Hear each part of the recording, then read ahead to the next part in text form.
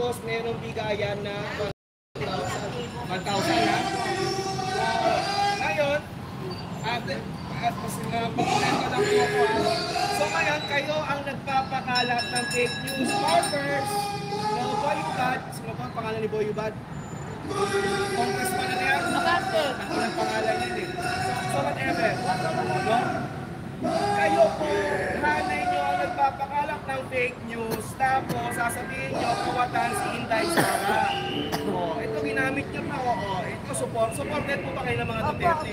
Pumunta po ba kayo, sumama po ba kayo dahil sa pera, dahil sa 1,000 o dahil gusto nyo sumuporta kay Sara? Sara Duterte po. So, pumunta lang po kayo ngayon dahil gusto nyo sumuporta kay BP Inday. Opo, Sara. Pero ginamit pa yung yung pangakong bibigyan kayo ng 1,000 pesos. Ayan. So yung leader niyo po, hindi niyo na po makagilap ngayon. Wala na po.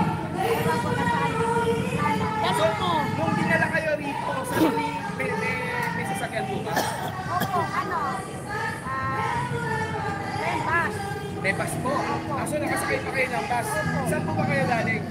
Muntinlupa. Ay pucha, oy, Muntinlupa! Sila yung LGU ng Muntinlupa.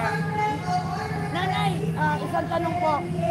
Nung kayo po ba ay kinausap para pupunta rito at sinasabi kay BP Sara, alam niyo po ba kung ano ang pupuntahan niyo? Sinabi niyo po ba anong purpose ng rally na to? Sinabi sa inyo? Wala po biglaan Biglaan po So wala kayong alam? Wala. So akala niyo susuporta lang kay BP Sara. Sara doon. Pero hindi niyo alam na ito pala ay against kay BP Sara. Ngayon niyo lang po nalaman. Ha? Totoong buhay ito, hindi ito patay. Totoong buhay ito. Baka po may magkalak na naman dito ng kami yung fake news. Ang nangyari, lumapit si Mother sa atin dito na mga everyday group, Sara Duterte Solid. Kasi gutom na sila Gutom na talaga. Wala kami kain-kain. Hindi man lang kayo pinakain na madalin dito. Wala talaga. Kahit Anong oras po ba kayo sinundo? Alas 6. Nang umaga? Opo. Inisip pa kami. Naglakad pa kayo papuntang People Power Opo. Monument? Hindi kayo nakapila doon sa 1 piece chicken, 1 roll of rice? Wala po. Ay, ang habang po ng pila ron. Wala po. Hindi man lang kayo nabigyan ng t-shirt ni Trillanes. Ito naman, karinig talaga So ngayon, dahil sila Mother ay pagod na, gutom, pinakain po natin. Pinakain kami sa Jollibee. Pinakain po natin, hindi po ito dahil sa, hindi naman tayo ang pinuntahan nila, o hindi nabudol sila.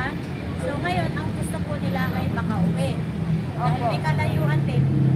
Dahil po tayo ay para sa taong bayan ng buong Pilipinas, tutulungan po natin si Mother na makauwi at ang kanyang anak ba?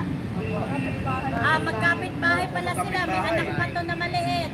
Sige po, tutulungan po namin kayo at least alam niyo na po ngayon, hindi namin yung kasamahan. Basta-basta dahil marami pong nabubulog. Ay, Celestine, wala kami kasama na ganyan. Wala pang kain-kain. 1,000 hindi kami nagbabayad ng pera, hindi nabigay sa kanila. Nako, lumayas na daw yung organizer, guys. Lumayas na yung organizer. Nagsisigaw-sigaw doon. Supporter ni BP Sara. Pinapunta daw sila dito kasi may rally daw ni BP Sara. Ngayon, impeachment pa na. Pinangakuhan daw sila ng tag 1,000. Ayan o. Pinangakuhan ng tag 1,000 at sumuporta lang sa rally ni BP Sara. Ang problema, wala na silang kain. Wala pa sila, hindi pa sila binayaran. Impeach BP Sara pa yung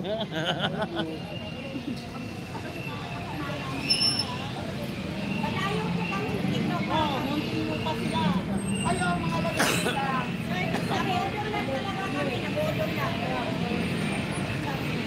Ay, sige, pwede niyo po Ramel. Ramel po. Gutierrez. Anong barangay po? Poblasyon, Muntinlupa, barangay. Magsasalita ba sila ng pangalan ng Muntinlupa? Ilalagay ang pangalan? Tutulungan po namin kayo, kami po mga DPS, solid. Tutulungan po namin kayo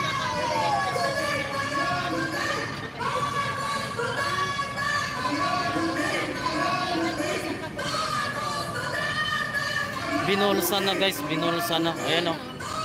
Papakainin na lang daw sila.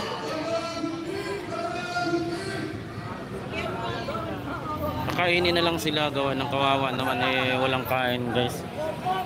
Walang kain. Kawawa naman, di ba? Hindi makauwi.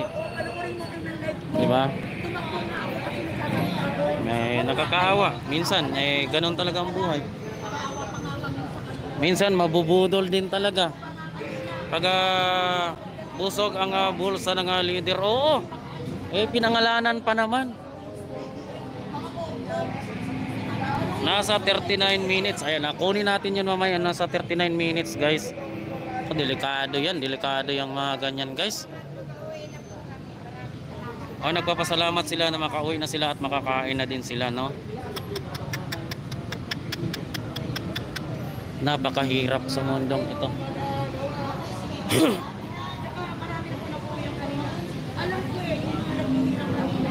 Kakaawa, guys. Pero ganun talaga. Nagutom ang tao nang dahil lang talaga sa kanila. At tayong magagawa, guys. Kasalanan to na ng budol.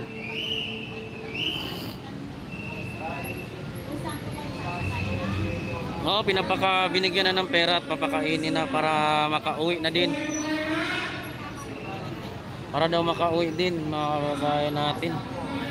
Nakakaawa naman. Oo, eh wala tayong magagawa diyan eh 1K ang pangako eh hindi naman natutupad eh no choice, di ba? Ngayon nagugutom sila ngayon, nandito sila.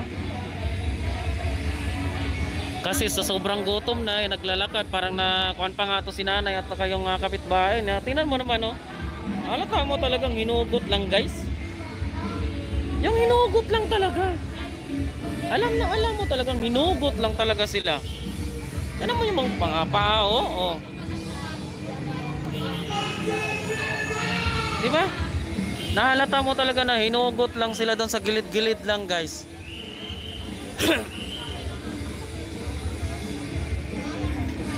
Eh mahalata mo talaga yung mga ganyang sus Ginoo ko.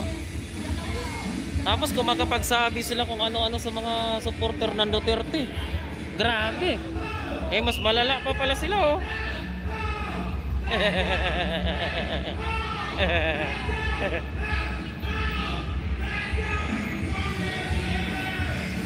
Oh, kasi pinayagan ng mga kapulisan eh. Ang tanong, may permit ba yan? Isa lang ang tanong dyan, guys, kung may permit ba. Di ba? Sinasagot